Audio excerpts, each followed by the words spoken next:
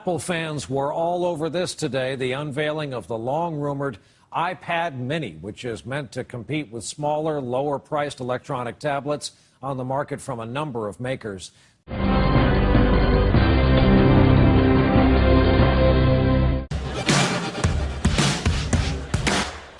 This is iPad mini.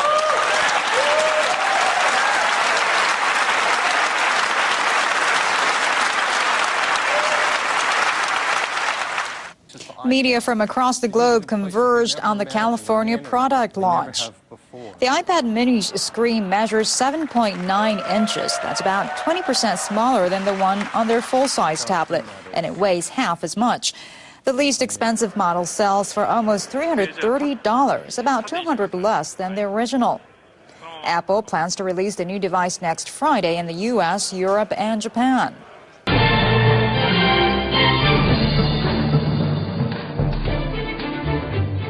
You've seen this. This is the iPad, but today it got a little brother, the iPad mini. Here is what's different about this smaller iPad. The first thing you're going to notice about this is that it is incredibly thin, much thinner than the other iPad. In fact, Apple's saying it's as thin as a pencil. The second thing is that it is smaller. It's got a 7.9-inch screen as opposed to the 9.7 screen on the bigger iPad. And you can see that makes it much easier to hold. You can hold it in one hand, and it's really easy to hold up like this. But it's actually still running the same software as the other iPad, so you don't actually compromise any sort of features. But all of that makes for number 3, which is a cheaper iPad. This iPad starts at $329 as opposed to the iPad 2, which starts at $399, and the new iPad, which starts at $499. So there's a lot of iPads. Is this going to be the best iPad yet?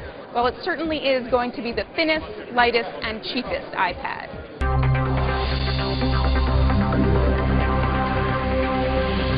Apple has the first bite of the cherry, but Amazon will launch its Kindle Fire tablet into the international market on Thursday. It's already been a great success in the United States.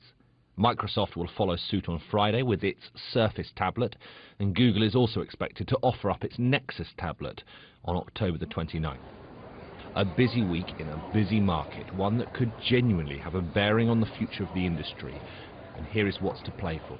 By the end of this year, some 117 million tablet computers will have been sold worldwide, and another 165 million will be purchased in 2013. That blows forecasts out of the water.